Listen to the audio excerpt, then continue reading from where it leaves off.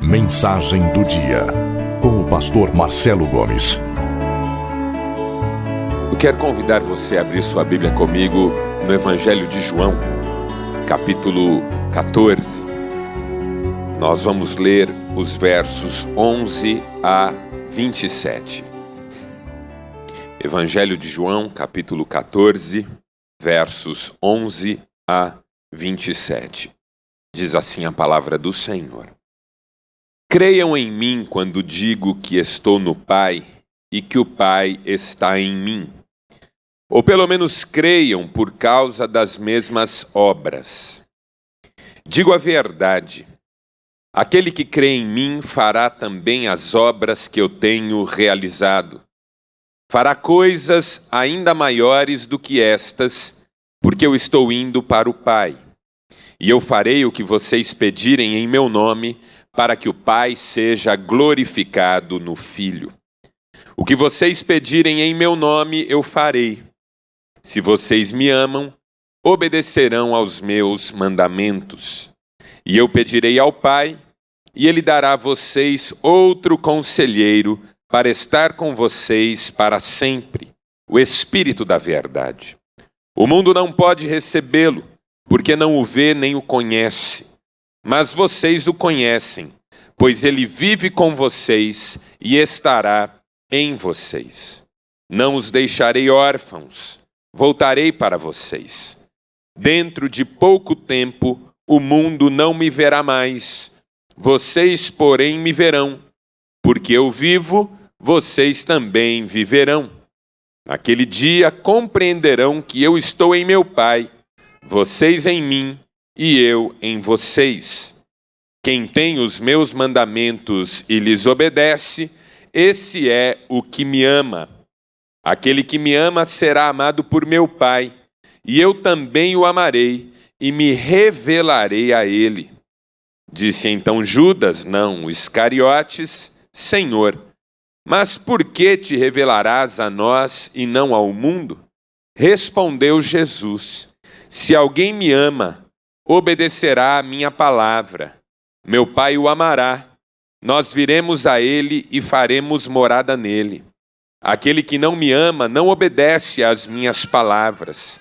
Estas palavras que vocês estão ouvindo não são minhas, são de meu Pai que me enviou. Tudo isso tenho dito enquanto ainda estou com vocês. Mas o Conselheiro, o Espírito Santo, que o Pai enviará em meu nome, ensinará vocês todas as coisas e fará vocês lembrarem tudo o que eu disse. Deixo a paz a vocês, a minha paz dou a vocês. Não a dou como o mundo a dá. Não se perturbe o seu coração, nem tenham medo. Louvado seja o Senhor pela sua palavra.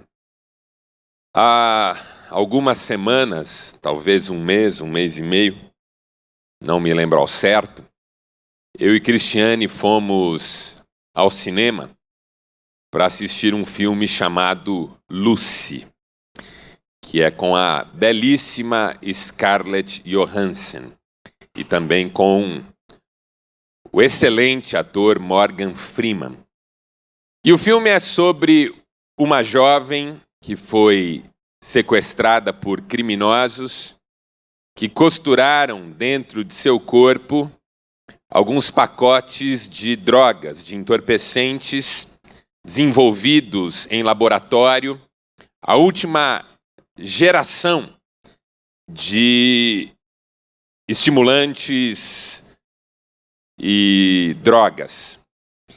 E no processo, aqueles pacotes se arrebentaram, abriram, e aquela droga entrou em contato com o organismo da jovem.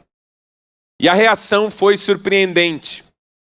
Aquelas drogas a estimularam a tal ponto que o seu cérebro se libertou e começou a se desenvolver numa velocidade tão grande, e ela começou a usar cada vez mais capacidades cerebrais.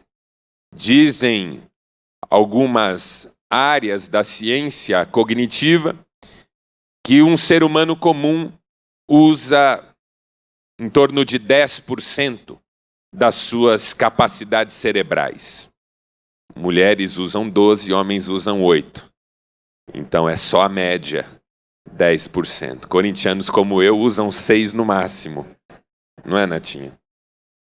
E a Lucy vai se tornando capaz, à medida em que o filme vai se desenrolando, de usar cada vez mais das suas possibilidades cerebrais, até o ponto em que ela chega a 100%. O filme é horroroso. O filme é péssimo.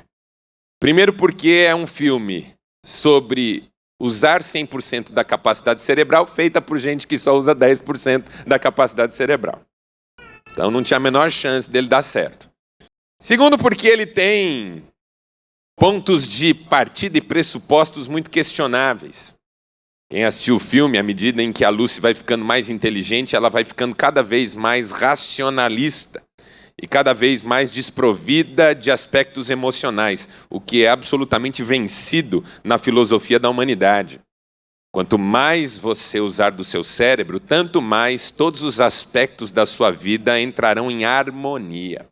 E o filme foi tão ruim que eu saí de lá pensando como seria de fato se alguém pudesse usar 100% de sua capacidade cerebral. E assim que eu pisei fora do cinema, pensando nisso, me ocorreu que eu já sei como é. Não por minha causa. E nem por ninguém que eu conheça daqui. Mas porque eu acredito piamente que Jesus usou 100% de sua capacidade cerebral. 100%. Sugere-se que alguém que tenha 100% da capacidade cerebral pode interagir com a matéria. Jesus interagia com a matéria. Jesus andou sobre as águas. Jesus entrou em ambientes que estavam trancados, fechados, com as pessoas presas lá dentro. Jesus ascendeu ao céu, diante dos olhares atônitos de seus discípulos. Jesus multiplicou pães, 5 pães e 2 peixes, para 5.000 homens. Sugere-se que alguém com 100% das capacidades cerebrais consegue intervir na dinâmica do corpo, tanto do seu próprio quanto do alheio, de modo que é possível curar enfermidades. Jesus fazia isso de forma tão tranquila, natural. Curou leprosos, curou cegos de nascença, curou paralíticos, curou toda sorte de enfermidades. Sugere-se que alguém com 100% das capacidades cerebrais compreenda o que uma pessoa está sentindo ou pensando, mesmo que ela não elabore isso, e nem compartilhe isso, e nem evidencie isso. Jesus fazia isso. Jesus sabia o que os religiosos estavam pensando. Jesus sabia o que se cochichava nos bastidores da vida. Jesus conhecia as intenções de quem se aproximava dele. Sugere-se que alguém com 100% das capacidades cerebrais fale de forma absolutamente objetiva, diretiva, sem ter do que se arrepender, porque o seu cérebro funcionou plenamente antes que qualquer palavra fosse emitida. Jesus falou como ninguém. Não há uma só palavra dele que tenha sido dita a esmo. Não há algo que ele tenha dito que tenha se perdido, ou que não tenha feito a diferença, ou que não tenha abençoado a vida de alguém. Então, quando eu penso o que seria uma vida em que a pessoa pudesse usar 100% de suas capacidades cerebrais, Jesus é a resposta para mim. E todos os aspectos da vida estavam absolutamente harmonizados em Jesus. O racional de Jesus, pleno. O emocional de Jesus, pleno. Ele chorou diante do túmulo de Lázaro, mesmo sabendo que iria ressuscitá-lo. O volitivo de Jesus pleno, a ponto dele ser capaz de distinguir entre a vontade de Deus, a sua própria vontade, e escolher a vontade de Deus. Seja feita a tua vontade e não a minha. Tá aí, descobri como é que é viver com 100% da capacidade cerebral. Jesus lidou com gente que usa 10% da sua capacidade cerebral. Mas Jesus também lidou com gente com 0% de sua capacidade cerebral. Porque o contrário de Jesus são os endemoniados. Os endemoniados estão usando, no momento de sua possessão, 0% de sua capacidade cerebral. Não tem nenhuma interferência sobre a sua vida física, corporal, sobre a vontade, sobre as emoções, sobre a parte motora, nem sobre os pensamentos. Finalmente, libertado o endemoniado, nem lembrança do período em que ele esteve possuído ele tem.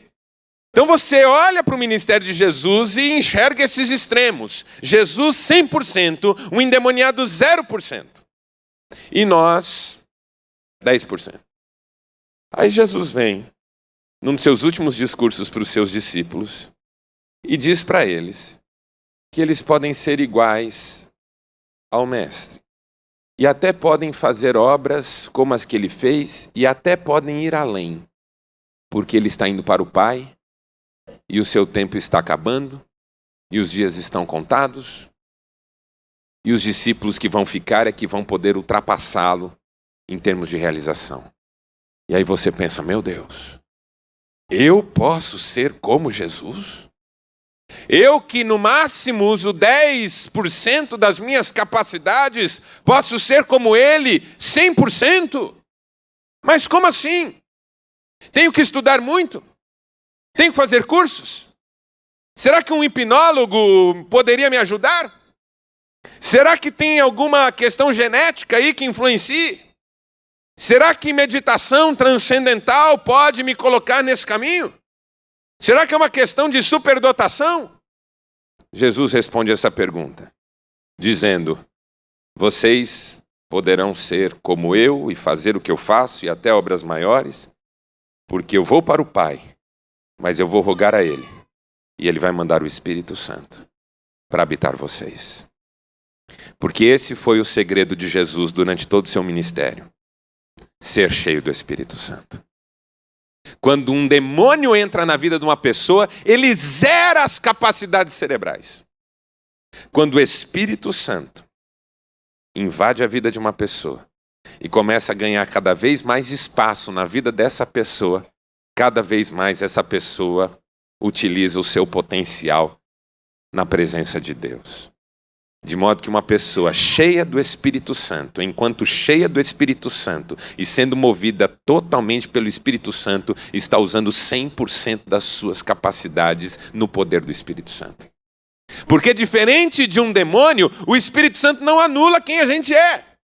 Quando um demônio atua numa vida, o objetivo é levar essa vida à total e absoluta anulação. Reduzir uma pessoa à condição de nada, de um animal irracional qualquer, de um verme da criação. Quando um demônio entra numa vida, o objetivo é humilhar essa vida no limite das possibilidades. Mas quando o Espírito Santo entra numa vida, o objetivo do Espírito Santo é restaurar nessa vida a imagem e semelhança de Deus, que esteve presente no Éden e que foi resgatada primeiramente em Jesus. Porque eu não tenho dúvidas que Adão usou 100% de suas capacidades cerebrais. Gente, Adão deu nome a todas as criaturas e todos os seres viventes. Você já pensou quanta inteligência isso demanda? A gente com 10% de capacidade cerebral não sabe dar nome para filho. Jesus amado. Como é que vai chamar então? O que você acha de não? Pelo amor de Deus. Então sugere algum. Eu gosto desse. Não, de jeito nenhum. Casais ficam meses, às vezes, discutindo o nome de uma criança. De uma criança. Nem para cachorro a gente dá nome direito. Fica um tempão pensando no nome do cachorro. Um quer dar um nome próprio. E se chamar Carlos Augusto? Desculpem os Carlos Augustos aqui hoje. Foi o primeiro que me ocorreu. Outro diz, não, eu queria que chamasse Totó. Aí no final das contas o cachorro chama Rex mesmo. É o pecado. Porque Deus nos criou para ser plenos. Deus nos criou para a plenitude. Foi Deus quem fez esse cérebro que está aí em você. Foi Deus quem o projetou, quem o planejou, quem o desenhou. Para que nós o usássemos plenamente. Mas o pecado funcionou como bloqueio. Interessante que a tentação em relação ao fruto era exatamente a tentação do conhecimento. Incrível isso, que foi a tentação do conhecimento do bem e do mal que estimulou o ser humano a tomar do fruto proibido. E tendo-o feito, ele não se tornou o que ele imaginou que poderia se tornar, porque o que o diabo disse é: você será Deus, ou como Deus, ou Deus para você mesmo, como você quiser interpretar. Mas ele se tornou muito menor do que ele já era. Porque é sempre assim. Quando você quer ser mais do que Deus te chamou para ser, você acaba sendo menos do que já era. Eu vou repetir isso, porque eu acho que isso é importante. Quando você quer ser mais do que Deus te chamou para ser, você acaba sendo menos do que já era. A gente vê isso todo dia. Pessoas que querem ser mais do que Deus as chamou para ser, se tornando piores do que já eram antes. Quando o homem e a mulher pecaram, ao invés de se tornarem absolutos, se tornaram inferiores. Passaram a ter problemas no trato com a criação. A criação passou a produzir abrolhos, espinhos. O suor começou a correr pelo rosto, o cansaço bateu. A interação com o mundo à volta se tornou prejudicada. As dores se tornaram uma realidade. A vida se tornou difícil. E o cérebro foi se atrofiando. De modo que a gente fala em evolução, mas a história da criação e da natureza e da vida mostra que a gente só vai piorando. E quanto mais a gente desenvolve tecnologia, tanto mais a gente usa a tecnologia errado. Meu Deus, nós precisamos de ajuda. E qual é a ajuda que Deus nos oferece? Qual é a ajuda que Deus nos propõe? O que é que Jesus está sugerindo para nós? Que nós aceitemos o convite para sermos cheios do Espírito Santo. Discipulado termina aí, ou aponta para aí, ou o objetivo final é esse. Eu começo pelo convite de ser imitador de Jesus. Eu começo pelo convite de deixá-lo trabalhar a minha vida. Eu começo pelo convite de ser salvo. Mas o ponto alto dessa trajetória é finalmente ser cheio do Espírito Santo. Porque é isso que diz respeito à vida de Jesus. Você não será como Jesus por si mesmo, com a sua própria força, esforçando-se ao máximo, corrigindo áreas da sua vida. Você só será semelhante a Jesus quando se deixar encher pelo Espírito Santo. Não há a menor chance de nós sermos quem Deus quer que nós sejamos sem o Espírito Santo. O segredo de Jesus é o Espírito Santo. O segredo da vida cristã é o Espírito Santo. Não é estudar, ainda que seja a Bíblia, a ponto de conhecer todos os versículos de cor. Não é participar de cultos, ainda que eu escolha participar deles todos os dias da semana, por todos os dias da minha vida. Não é contribuir, ainda que eu contribua generosamente. O segredo da vida que Deus quer. O segredo para sermos como Jesus. O segredo para usarmos 100% da possibilidade que nós temos, de todo o potencial que Deus nos deu. O segredo para sermos instrumentos de cura e libertação. O segredo para vivermos e experimentarmos milagres. O segredo para falarmos de modo sábio e abençoado e abençoador. O segredo para não nos tornarmos reféns dos nossos complexos, traumas, mágoas e marcas. O segredo para sermos livres até mesmo daqueles que nos perseguem e prejudicam é sermos cheios do Espírito Santo. O segredo para falarmos línguas de homens e de anjos. Para termos visões do mundo celestial. O segredo para orarmos como convém. O segredo para resistirmos à tentação. O segredo para perseverarmos no dia mau. O segredo para permanecermos prontos para o dia glorioso do Senhor. É a vida no Espírito Santo. Jesus disse: eu não vos deixarei órfãos. Eu não vos deixarei órfãos. Se você me perguntar hoje qual é o grande problema da minha vida cristã, é que eu ainda resisto a ser cheio do Espírito Santo. Porque eu ainda quero estar no controle. Esse talvez seja o problema. No fundo, Quando o demônio se apropria de uma vida, essa vida não tem escolha. Você nunca vai encontrar alguém dizendo, puxa, o meu sonho é ficar endemoniado. Eu queria muito, acho que deve ser muito legal. Meu sonho é ser possuído por um espírito maligno. A pessoa vai se afundando num buraco cada vez mais fundo, vai ficando cada vez mais à mercê, cada vez mais vulnerável em todas as áreas da vida, até que finalmente o demônio tem todas as chances e todas as possibilidades de tomar essa pessoa. E aí ela não é mais ela. E aí ela não enfrenta mais isso por si mesma, ela precisa de alguém de fora que vá lá libertá-la. Porque ela está zerada. Um endemoniado ficou zerado. Qual que é o problema da vida no Espírito? Que o Espírito não nos anula, então nós podemos sempre anulá-lo. Paulo diz, não apagueis o Espírito. Que coisa maluca, eu posso apagar o Espírito. Não entristeçam o Espírito, Paulo também escreve, e eu faço isso. Dwight L. Moody, grande evangelista, alcançou 1 milhão de pessoas para Cristo, segundo a sua biografia. Costumava dizer assim, Deus não despede ninguém vazio, a não ser que essa pessoa esteja cheia de si mesma. E qual que é a tensão? A Bíblia diz que a carne milita contra o Espírito. Essa é a tensão. A tensão é que o Espírito quer me encher e me tomar 100%, mas eu não quero entregar essa rédea. Eu não quero entregar essa rédea. Como eu estou consciente 100% do tempo, como em nada ele me anula, eu tenho sempre a liberdade de dizer, chega. Todos nós aqui temos na vida esse tipo de experiência. Se você é crente, você tem esse tipo de experiência. Houve um dia em que você estava tão no óleo, tão ungido, tão na graça, tão cheio do Espírito, que você olha para aquele dia e fala assim, meu Deus, como Deus me usou. Mas no dia seguinte você estava num pecado. Como pode? Como pode? Deus já me usou de maneira tão tremenda para cura, para libertação, para pregar o evangelho. No dia seguinte eu estava lá quebrando o barraco com a mulher e xingando no trânsito e fazendo a maior confusão e deixando a tentação tomar conta. Meu Deus! Paulo fala, é o espírito e a carne, sempre militando, para que você não faça o que convém. Se o apóstolo Paulo disse, o bem que eu quero eu não faço, o mal que eu desejo eu pratico. Essa é a luta permanente.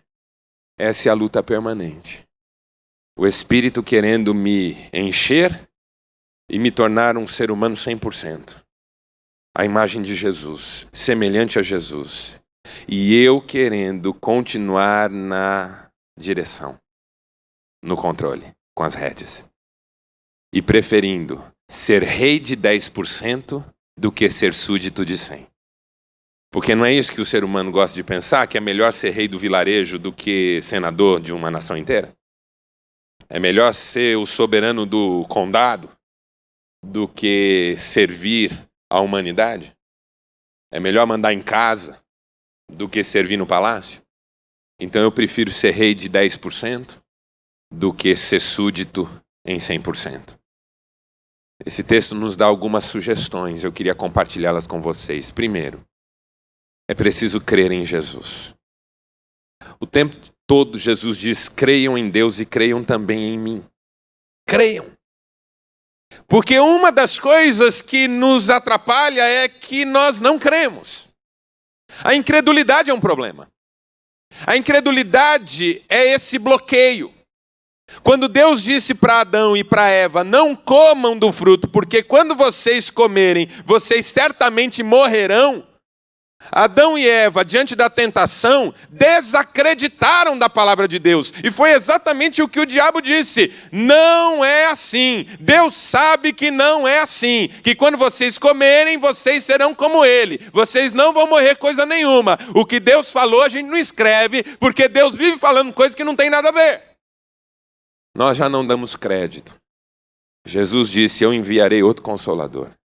Ele estará em vocês, ele estará com vocês, ele os fará lembrar tudo. A gente tem tanto problema de memória, não tem não? Porque 10% não funciona para a gente guardar. Aí Jesus diz, o Espírito Santo não esquece nada, ele em vocês, vocês não vão esquecer nada. Vão lembrar tudo. Mas eu não dou crédito a isso. Eu acho que é impossível alguém lembrar tudo. Ele diz, vocês farão obras maiores que as minhas, mas eu não dou crédito a essa palavra. Eu acho que é ridículo isso. Eu fazer obra maior que a de Jesus? Conversa. Ele diz, vocês cumprirão os meus mandamentos. Não, eu não consigo. É muito difícil para mim. Perdoar, não. Eu não consigo perdoar. Amar, eu não consigo amar. Ser honesto no meu negócio? Pô, impossível. Entendeu? Não tem como. Pagar o que eu devo? Não, eu quebro, sem chance. Eu não dou crédito. Eu acho bonito Deus falar o que ele fala, mas eu não dou crédito. Não é uma coisa que eu acredito de fato. Jesus diz, creiam em Deus, creiam também em mim. Creiam pelo menos, é como se Jesus estivesse quase mendigando a nossa fé. Creiam pelo menos pelo que vocês estão vendo eu fazer. Mas nem assim. Nem assim. Porque uma coisa é ver Jesus fazendo, outra coisa é acreditar. Fé é como um grupo de pessoas que está na rua olhando um sujeito passar por uma corda esticada com uma carriola. E ele pergunta para a multidão, vocês acreditam que eu posso passar por essa corda com a minha carriola? E o pessoal diz, acreditamos. E ele passa pela corda com a carriola, de um prédio para o outro. Aí ele falou assim, vocês acreditam que eu posso passar com essa carriola cheia de abacaxi para o outro lado? E o pessoal, nós acreditamos. E aí ele passa com o abacaxi. Aí ele falou, vocês acreditam que eu posso passar com essa carriola e um bezerro dentro dela? E acreditamos. E ele passa com o bezerro. E onde ele está achando bezerro, abacaxi na frente, em cima do prédio é outra coisa. Vocês acreditam que eu posso passar com uma moto na corda? Acreditamos. Aí ele falou, e agora, quem quer subir na carriola? Vai lá, vai lá. Não, eu não. Vai que ele cai. Porque quando me envolve, eu me dou o direito de não acreditar que seja possível. Então eu acredito que você pode perdoar o seu desafeto, mas se é o meu desafeto, aí você tem que entender que não é tão fácil quanto parece. Eu acredito que você deve ser honesto, que o político deve ser honesto, que o empresário deve ser honesto. Mas quando se trata de eu ser honesto com as minhas coisas, você não sabe a luta que eu estou enfrentando. Crer é muito complicado. Dar um passo sem enxergar o chão, mas crendo que ele está ali e é firme e forte. Jesus está dizendo, creiam em Deus, creiam também em mim. Se você está me ouvindo aqui e não acredita que o Espírito Santo pode potencializar você a 100% de tudo que Deus sonhou, então isso nunca vai acontecer na sua vida. Porque começa com fé. Jesus, no Evangelho de Marcos, capítulo 4, verso 35, entra num barco, uma tempestade vem, ele acalma a tempestade. No capítulo 5, verso 1, ele entra num lugar onde há um endemoniado que tem uma legião de demônios, ele expulsa os demônios e o sujeito fica em sã consciência. Na sequência vem uma mulher hemorrágica, lhe toca as vestes e fica curada do seu mal. Na sequência, ele chega na casa de um oficial cuja filha já morreu e ele ressuscita a menina. Capítulo 6, verso 1, ele entra em Nazaré. Depois de ter acalmado uma tempestade, expulsado uma legião de demônios, curado uma mulher 12 anos enferma e ressuscitado uma menina. Sabe o que o texto diz? Não pôde fazer ali nenhum milagre por causa da incredulidade deles. O problema era com Jesus? Então, se você não está acreditando em nada do que eu estou dizendo, nem olhando para as obras que Jesus fez, nem olhando para quem Pedro virou cheio do Espírito Santo, nem olhando para quem Paulo virou cheio do Espírito Santo, nem olhando para quem os homens da história foram quando estiveram cheios do Espírito Santo, eu não tenho mais o que dizer para você. Jesus está pedindo, creia. Creia em Deus, creia também em mim. Creia. Se não for fácil, tente crer pelo menos por causa das obras que eu faço. Creia, não tenha medo de crer. O texto começa dizendo creia e termina dizendo creia. Creia e não tenha medo, não se turbe o coração de vocês. Creia, irmão. Até nisso o Espírito Santo já pode começar a te ajudar. Porque ele já habita em você, aleluia por isso. Desde o dia que você entregou a sua vida a Cristo, o Espírito Santo habita em você. Só que ele não é um demônio, ele não toma você de assalto e anula toda a sua liberdade. Ele é o Espírito Santo. Ele vai esperar você ceder espaço para ele ocupar espaço. Você cede espaço, ele ocupa espaço. Você cede espaço, ele ocupa espaço, até que você esteja cheio. 100%, ser humano 100%, semelhante a Jesus. Segundo, a autonegação pela obediência. Primeiro, fé. Segundo, a autonegação pela obediência. Jesus diz com todas as letras nesse texto, goste você ou não do que ele está dizendo, goste eu ou não do que ele está dizendo. Aquele que tem os meus mandamentos e os obedece é o que me ama. Ponto final. Eu não sei se eu preciso explicar isso para você, ou para mim, ou para quem quer que seja. Quem tem os meus mandamentos e os obedece é o que me ama. E o que me ama será amado do meu Pai. E eu também o amarei. E nós viremos a ele e faremos nele morada. E a ideia de faremos nele morada aqui é encheremos a sua casa. Inundaremos a sua casa. Tomaremos a sua casa toda, plenitude do Espírito Santo, eu e o Pai, através do Espírito, enchendo a sua casa, se você me amar e obedecer. É uma negação. Porque eu me amo e obedeço aos meus instintos, mas a negação consiste em amar a Jesus e obedecer-lhe a palavra. Porque a obediência é uma renúncia profunda. Obediência é uma renúncia profunda. Ser cheio do Espírito Santo é também um caminho de obediência. Porque ceder espaço é mais do que dizer, olha, eu não quero mais ocupar esse espaço, pode ocupar. É acatar uma ordem. Desocupe esse espaço que eu quero ocupar. Porque desocupar um espaço para outro ocupar pode ser uma questão de conveniência. Do tipo, eu não estou mais usando, pode usar. Você está usando essa... Quando você está num restaurante, está lá sentado em 3 pessoas, tem 4 cadeiras na mesa. Chega alguém e fala assim, você está usando essa cadeira?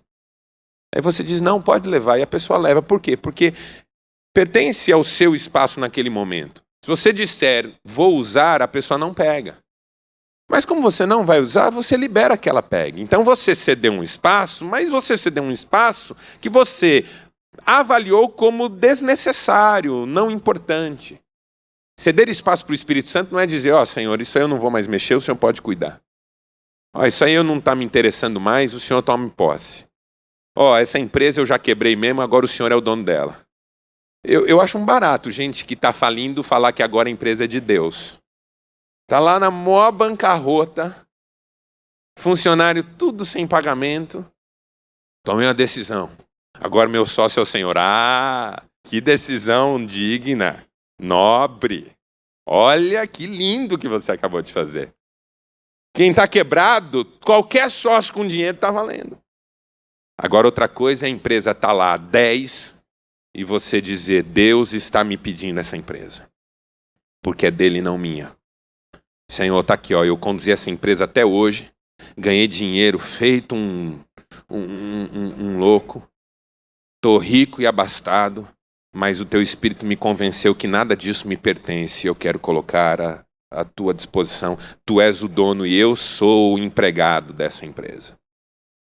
Aí é outra conversa. Empresa falida para Deus ser sócio não é difícil. Então quer dizer porque eu estou quebrado eu não devo chamar Deus? Não deve, mas deve entender que você está fazendo isso num espaço que você já perdeu. É diferente dar o espaço que a gente está ocupando para Deus. Como quem está sentado no ônibus, entra um idoso, e aí o sujeito levanta e diz, esse espaço não é meu, a placa está dizendo que ele não é meu, pode sentar, por favor. Eu fico em pé. Porque esse espaço que eu estou sentado não me pertence, ele pertence a outra pessoa. O mandamento diz isso. Então, na minha vida, eu quero obedecer a Deus nesse nível. Isso não me pertence, Senhor, ocupe, porque eu estou ocupando indignamente, indevidamente. Eu não estou sendo discípulo ocupando esse espaço. Aquele que tem os meus mandamentos e os obedece, esse é o que me ama. E aquele que me ama será amado do meu Pai. E eu também o amarei. E nós viremos a ele e faremos nele morada. A autonegação pela obediência. A obediência que prova o amor. Que manifesta o amor. E o amor que permite que o Espírito Santo encha toda a casa.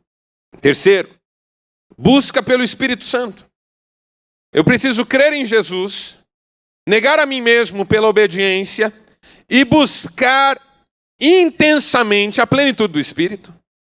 Jesus diz, eu mandarei outro conselheiro e ele estará com vocês e ele estará em vocês.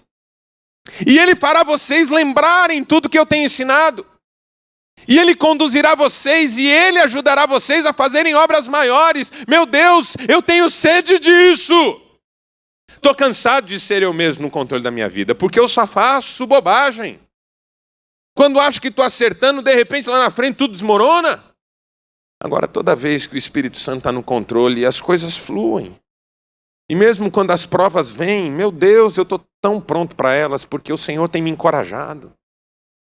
Eu quero ser cheio do Espírito Santo. O apóstolo Paulo diz assim: não vos embriagueis com vinho, onde há dissolução. Por que alguém se embriaga?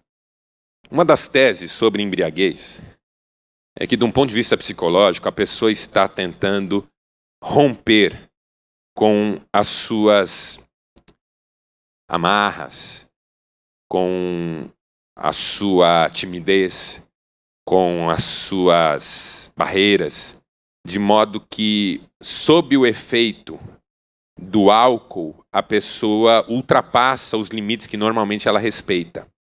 Então ela fala o que ela nunca teve coragem de dizer. Ela enfrenta o que ela nunca teve coragem de enfrentar. Ela se lança a perigos que antes a paralisavam. Não é todo o problema, mas é um dos aspectos, entendem? De modo que uma pessoa embriagada é uma pessoa que, de alguma maneira, livrou-se de certas amarras e impedimentos. É como se ela estivesse dizendo com esse ato de alcoolizar-se que ela quer ser mais livre para ser mais ela mesma. Só que Paulo está dizendo o seguinte: você se embriaga com vinho, o resultado é a dissolução. Por quê? Porque quando você é mais você mesmo, sem os limites, tudo que você consegue fazer é acabar com seus relacionamentos. Tudo que você consegue fazer é acabar com seus relacionamentos. Fica inconveniente, fica estúpido, fica fedorento. E as pessoas vão se afastando de você.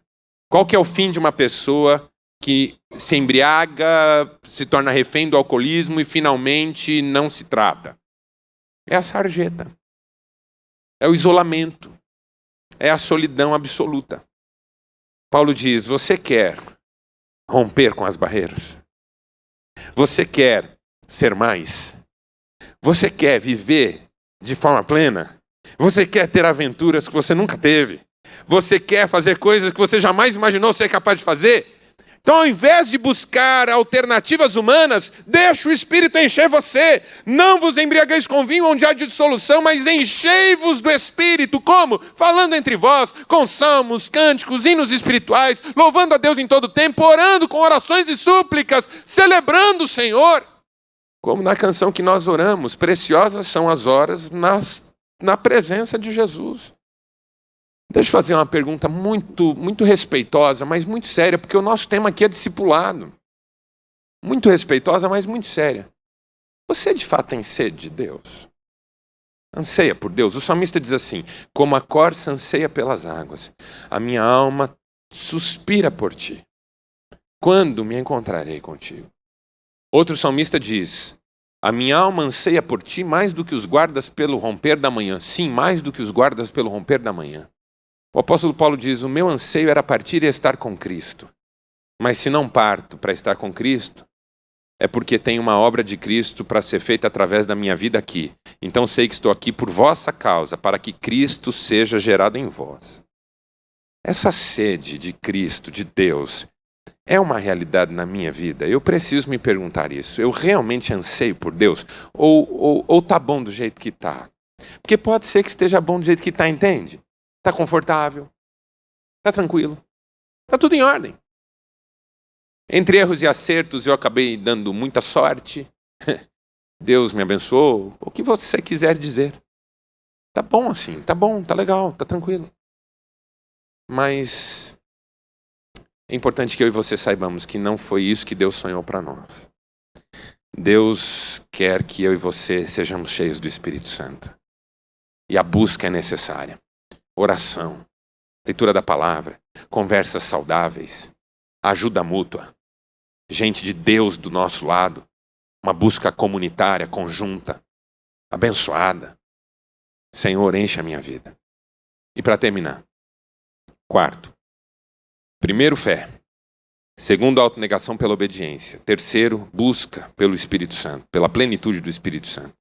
E quarto, uma luta incansável contra o pecado. Luta incansável contra o pecado. Porque o pecado continua sendo o impedimento. O pecado continua sendo o bloqueio. 10% do meu cérebro é o que eu consigo usar que o pecado deixa.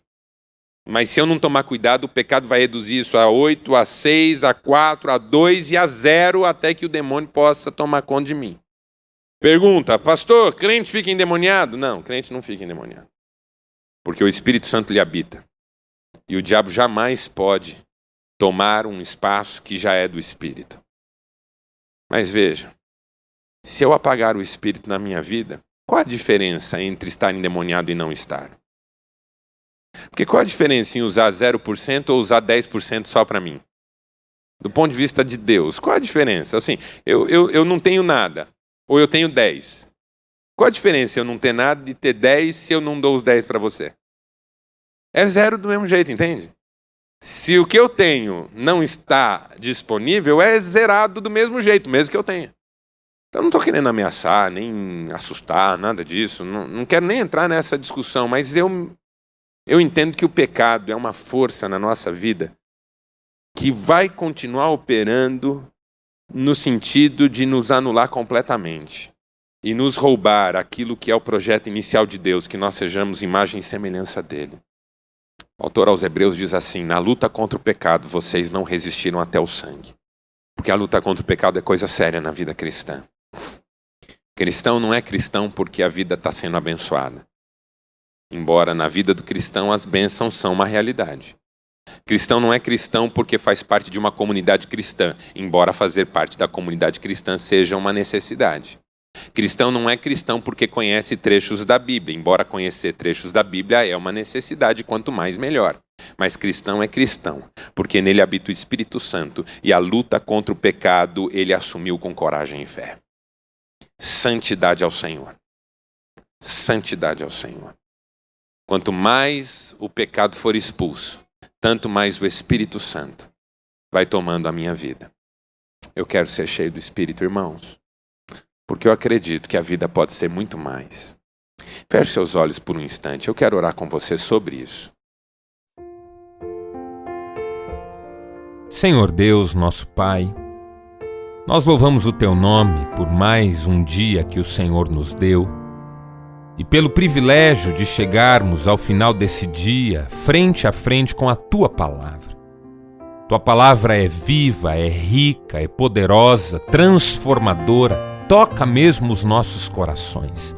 E o nosso desejo é o de vivermos de acordo com a Tua Palavra, andando nos Teus caminhos, glorificando o Teu nome. Deus, que cada um dos princípios que hoje ouvimos pela Tua Palavra fiquem gravados no nosso coração. Que os ensinamentos que ouvimos possam dar fruto através da nossa vida e que em tudo nós obedeçamos ao Senhor e adoremos ao Senhor com a nossa vida. Fica conosco, Pai. Dá-nos uma noite agradável. Abençoa as nossas vidas, os nossos lares. É o que nós te pedimos em nome de Jesus. Amém.